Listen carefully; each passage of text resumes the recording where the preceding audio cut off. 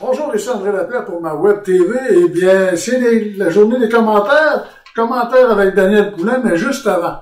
Il faut mentionner, Daniel, que le maire de Nantes et le conseil municipal de Nantes, c'est la semaine prochaine qu'ils vont prendre une décision à savoir s'il appuie ou non le projet.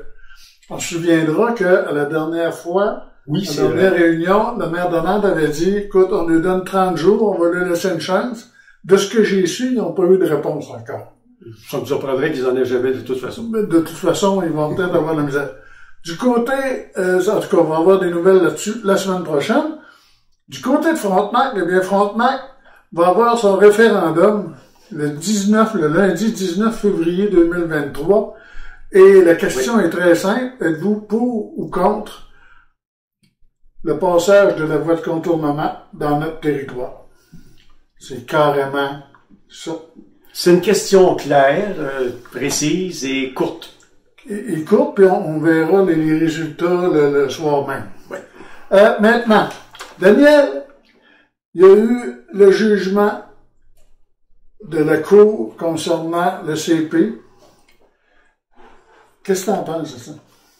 Ben là, c'est que, comme Maître Larochelle a dit, c'est un jugement de 200 pages, donc cette partie-là va prendre le temps d'étudier le tout, parce qu'il ne faut pas oublier que c'est pas au criminel, c'est au civil. Donc, il n'y a pas de fardeau de preuve à nulle part. Est-ce qu'il va aller en appel?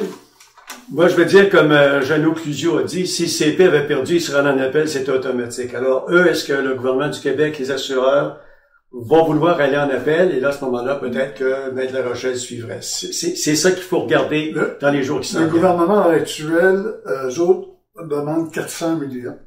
Oui. Eux autres, probablement, iront en appel. Il y a des grosses chances. Pour Maître Larochelle, puis il y a quand même, dans le jugement-là, il y a quand même deux choses. Premièrement, ils ont eu la quittance des frais de cours. C'était un gros morceau. 1,7 million. Ouais. OK? Ça fait du bien. M. Larochelle va probablement passer des belles fêtes là-dessus. Oui. Et deuxièmement, le juge, ce que je savais pas, c'est que MMA, aux États-Unis, a fait faillite. Oui. OK? Fermé. Mais du côté du Québec, du Canada, ils sont sur la protection des lois. Ouais. Ils n'ont pas une scène. Sauf que la Cour, ils sont en cours avec le Canadien Pacifique. Bon. Et réclament, je pense, une centaine de millions. Ce que le juge semble expliquer dans son jugement, c'est qu'advenant que MMA aurait gain de cause, que les avocats pourraient revenir contre MMA et aller chercher l'argent. Mais ça, regarde, c'est l'histoire juridique, là, ça peut prendre une petite secousse. Ça, c'est de la politique fiction. Tu sais qu'hier, dans le bureau de Daniel Larochelle, il y avait beaucoup de monde. Tous les médias, de Radio-Canada, LCN, Novo, puis moi. Puis les autres. Ça. Mais j'ai rencontré les gens de la coalition des citoyens et organismes engagés de la sécurité ferroviaire de Lac-Mégantic. Je l'ai eu au complet, je pense que c'est la première fois dans 2 ans. Oui. Et là, actuellement, je me trompe jamais, moi. Écoute, j'ai rencontré M. Carrette, M. Fluet et M. Poirier. T'as vu l'entrevue vidéo comme les autres? Oui. Qu'est-ce que t'en penses? Je vais commencer par dire comme Dave Morissette. C'est sûr que c'est toutes des bonnes personnes. Mais d'un autre côté, je vais aussi vous référer à un article, une lettre d'opinion qui est passée dans l'Écho de Frontenac. Il y a des gens maintenant qui ont des arguments, mais complètement fallacieux pour ça. Ce qu'ils disent, j'ai de la misère à comprendre que ça tienne debout. L'article qu'il y avait dans l'Écho, mais il y avait un manque d'empathie, mais complet et total. Et on disait dans cette lettre d'opinion qu'on ne fait pas d'omelette sans casser des œufs. Ça, tout le monde le sait. Mais mettons que perdre 10 terrains de football de milieu humide et puis gaspiller 500 mètres cubes d'eau par jour, mettons que là, je commence à avoir un petit peu de difficulté. En plus, il y a un de vos intervenants qui a dit, moi, la voie de contournement, j'en voudrais pas dans ma cour, mais on va la garocher chez le voisin. Vous savez que dans le Code civil du Québec, vous n'avez pas le droit d'envoyer vos eaux de ruissellement chez le voisin. Puis nous autres, on va envoyer une trappe chez le voisin. Ben voyons, il y a quelque chose qui ne marche pas quelque part. Et là, les arguments qu'on entend sont de plus en plus faibles. Puis là, on se défend sur à peu près, on dit à peu près n'importe quoi. C'est. Mais si vous regardez ça, comme vous l'avez dit, mon cher Lapierre, de façon logique, on regarde ça d'une manière intelligente. Moi, là, j'ai hâte que la gang d'anglais vienne pour le 10e anniversaire. Ouais. Parce que là, je vais les amener, sais-tu où? Sur la voie de contournement, là, sur la 161. Puis là, je vais leur dire, regardez la colline qu'il y a là, puis imaginez-vous une belle tranchée de 200 pieds de large par 100 pieds d'eau sur 7/10 de kilomètre. Là, ils vont me dire, mais t'es malade. Mais je vais dire qu'il y a encore mieux que ça. Je vais dynamiter en dessous du niveau maximum de la nappe phréatique, puis je vais perdre 500 mètres cubes d'eau par jour. Let's go! Là, ils vont me dire, ben t'es malade. Là, je vais leur dire, c'est pas tout. Notre premier ministre, M. Legault, arrive à la radio, à la télé. Là, il faut protéger les milieux humides. Puis là, on a scrappé 10 terrains de football ici. Ça, là, scraper des milieux humides, là, moi, j'étais avec Canard Illimité pendant une dizaine d'années. Et souvent, on en parlait de ça, ce qui arrivait.